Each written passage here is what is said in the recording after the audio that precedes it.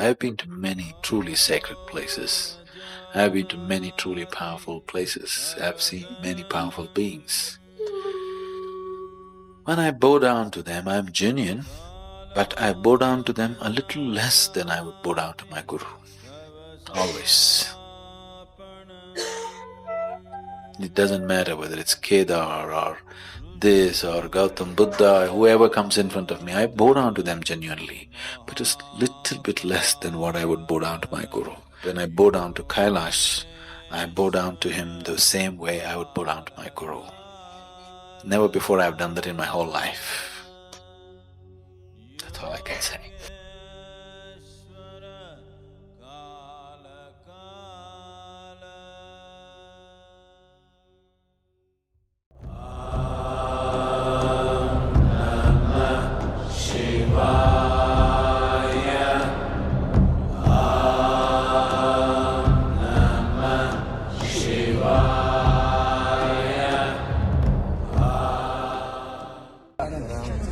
Here we are at Saga and you know the altitude. So this is an altitude which is the same, about the same as Mansarovar. So if you're doing well here, you shouldn't have much trouble, but still be careful. Don't be heroic, just be normal, all right? The most important thing is when you're in certain situations in nature, you understand you're an ant on the land, all right? You are not a giant. So behave like one, gently, quietly, no doing this, running here, running there, trying to do this and that. Suddenly you will get sick so quickly, you won't know what hit you, okay? Don't get there. Ensure all of you are well. You come this far, I want to make sure all of you have a safe trip to Kailash. I'm saying with what intensity you go there is up to you. You understand? This is not about me, this is not about Shiva, this is not about something. This is about you. You understand? Yes. How you go there is how it works. Yes. Let's make it happen. Thank you, sir. Thank you. Did you wonder why after reaching Saga, a town most travelers used to rest and acclimatize, Sadhguru seemed in a hurry to move on to Lake Mansarovar and then Kailash itself? Most pilgrims slow down at Saga. After all, we are over 4,600 meters here. The air is thinner, oxygen levels drop, and even seasoned trekkers feel the effect. Headaches, short breath, and fatigue. But Sadhguru's group pressed ahead. Why? The answer lies in how they have prepared. Traveling with their own tents and support system, the group had likely already spent days acclimatizing, gradually ascending before reaching Saga, and thanks to the well-maintained G219 highway, which snakes through Tibet like a lifeline, the journey is smoother than it once was, less strain, fewer bumps, more time to focus inward. But that's only part of the story. Sadhguru mentioned something interesting. This year, Kailash was not as cold as it usually is. He linked this to global warming, and while that is a concern in itself, it also made conditions more favorable. In high Himalayas, even a few degrees warmer can mean longer stays, deeper experiences. And this brings us to something even more profound. These places, Lake Mansarovar and Mount Kailash, are not just scenic wonders. For thousands of years, they have drawn yogis, sages, and Buddhist monks, seeking more than just peace. These are powerful spaces to attain siddhis, intense spiritual practice. Many believe the energies here are so potent that inner transformation happens faster.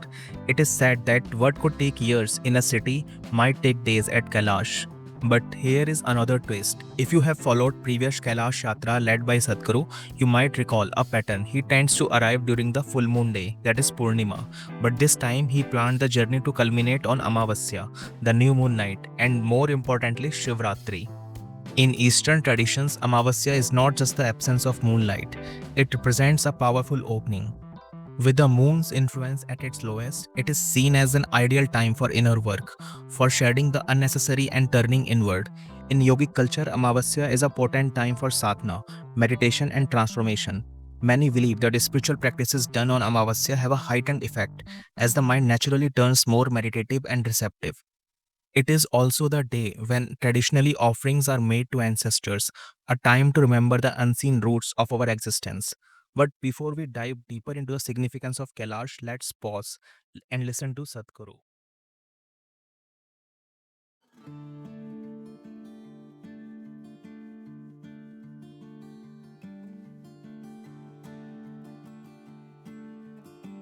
So Mansarovar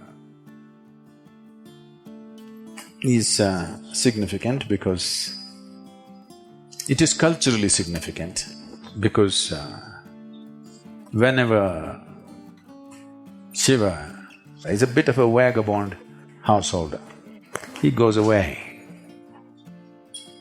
So his wife, Parvati, instead of staying in Kailash, she comes down here because that's all iced up. She comes down here, at least there's cold water. So she lives here largely. So more time was spent here than there, so many things happened here. One of the things that happened was Ganapati was born here. So he's not elephant-headed, he's Ganapati. Gana means the Ganas who were Shiva's companions. Generally, they are described as distorted and demented human beings, or beings, not human beings. They did not have human form, they had strange forms. And they had limbs which did not have bones, boneless limbs they had. And they spoke in a language which nobody could decipher. They spoke like cacophony. And they seemed to be always inebriated, or at least they behaved like that. So they were called Ganas, and they were the permanent companions of Shiva, all the time with him. Others came and went, but they were always there. So, when one of these outings that Shiva went, he went away 12 years. There are many cultural and scientific reasons we gave for as to why he went away for 12 years, because largely whenever he went away for 12 years. So once he went away, and after 11, 12 years he came back. Parvati sitting here on the banks of this lake. I want you to imagine, you're the just only woman sitting on the banks of Mansarovar lake, nothing here. She wants to have a baby. She's unable to have a baby because Shiva's seed is not human. So, it's clear that she cannot have a baby with him. But when she's alone, when she's with him, she's fine. When he's gone for long periods, her maternal instincts took over, she wants to have a baby. So one day, she smeared herself with sandal paste head to toe, waited for a period of time, then slowly peeled off all the sandal paste. When you do this, a certain amount of your skin or your cells will come away. Making use of this, using her tantric power, she made the shape of a baby and breathed life into it. A nice little boy came, and she was very happy in the company of this boy, and he grew up, just the two of them, nobody. And Shiva lands up from somewhere, nobody knows where he goes. Him and his friends land up, full, all inebriated and happy, come to see his wife. He's that kind. And Parvati wants to have bath. So she set up a small barrier and asked the boy to watch out, that nobody comes this way. So the boy took this duty as a he's very proud to guard his mother. So with a spear in his hand, he's walking up and down. He's looking for trouble. He wants to. Somebody should come now and he must fend them off. He desperately wants to do something for his mother. He's in that state. And Shiva and his friends landed up. So he wants to see his wife, he's coming that way. And the boy stopped him and questioned him, "Who are you?" Shiva thought, "Oh, you asking me, who are you?" With a flick of his sword, he took off the boy's head and went to see Parvati. Very happy to see his wife after 12 years. But the wife saw blood on his sword and she screamed. And he got the works. Then he doesn't know what to do. He thought after 12 years he'll get a great welcome. Here she is freaking on him. She said, "You have to bring him back to life." He said, "That's not possible, he's decapitated, he's finished." I don't care what has happened, I want him back to life. Now if he wants to have his wife, he has to bring this boy back to life. So he looked around, the Ganas, they were all there, kiki, kiki, kiki, kiki, kiki, like this. So he looked around and the leader of the Ganas, he asked him, what? He said, okay. So he lopped off his head and put it on the boy's head. First head transplant. So now the boy had human body and a Gana's head. The two chief of the Gana's head, and he had a limb which was boneless limb. So he became a Ganapati, the chief of the Ganas.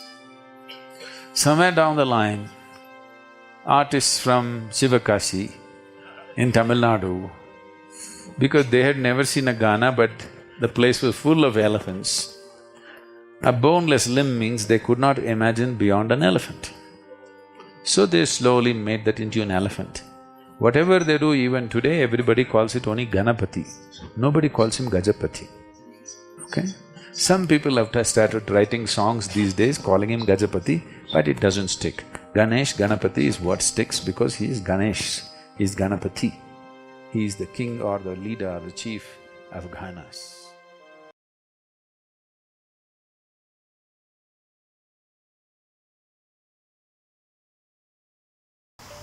After all, moon is a satellite for this planet and helplessly strung to this planet and making its rounds. So what is the significance? Why these full moons and no moons are held significant?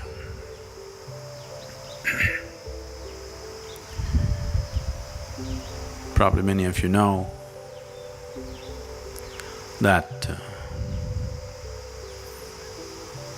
you may not know, I hope you do not know this by experience. You should know that if someone is mentally disturbed on a full moon day, on a new moon day, they get little more disturbed than usual. You're aware of this? Happens to you? So, it doesn't happen to you, but it does happen to somebody. So it is not that moon instigates madness, it is just that when the moon takes certain positions, it heightens whatever you are. If you are loving, you become more loving. If you are joyful, you become more joyful. If you're blissful, you become much more blissful. If you're a little insane, you become much more insane. If you're meditative, you become far more meditative. It just enhances everything that you are. So we consider these days important so that you consciously create the right kind of quality in you so that it gets enhanced. Today is Paurnami, in the morning you get up and you be in a certain way, you create a certain quality in you so that by evening that quality is enhanced. So whatever the qualities that you are, so that you start engineering it more consciously than being a victim of unconscious eruptions within yourself. So the moon does not make you mad or meditative, it just enhances whatever you are. You know, even the ocean goes mad. If you are a swimmer on the beach, it's madness for you. But if you are a skipper of a large vessel, it is a boon for you. But something is happening. The very ocean is trying to rise. When the very ocean is trying to rise, the situation may be conducive for you also to rise, probably, if you are willing to make use of it. And moon's influence on human life is far more than that. This night, which is referred to as Maha Shivaratri. Shivaratri happens every 14th day of the month. So generally, 12 to 13 Shivaratris happen in a year. Shivaratri is considered the darkest night of the month. But this particular Shivaratri, which happens in the month of Magha, is considered as a Maha Shivaratri. Post-winter solstice or from the beginning of Uttarayana, this happens to be the day when many things shift with reference to what happens to the planet. And on this day, there is a natural upsurge of energy on the planet. This night is significant for that reason. Those who are on the yogic path, there are various levels of sadhana for them. But those of you who are not into any serious sadhana, this is a simple thing you can do. This night, you hold your spine upright so that you have a free ride, that you did not do 365 days of sadhana, but on this one day, if you stay with your spine erect, you have immense benefit. The sadhana that would take a long time, the kind of attainments that would take a long time happens very quickly on this night, simply because there is a natural upsurge of energy. Especially being in certain places on this night is very important. The yogis and the sadhakas see it as the day when Adiyogi became still, so still that he merged with Kailash Parvat. He became as still as the mountain and there was no difference between him and the mountain. So, on this day he became Nischala. So they are aspiring for that. Sadhguru has often emphasized that spiritual work is about timing and energy alignment. That's likely why he chose Amavasya and Shivaratri for the Kailash journey, because the environment supports inner transformation. He has also stated clearly that Kailash is not a place to visit, but a space to receive. On such high energy nights, the mountain becomes, in yogic terms, a living deity. And for those prepared, the potential for profound spiritual experience is magnified.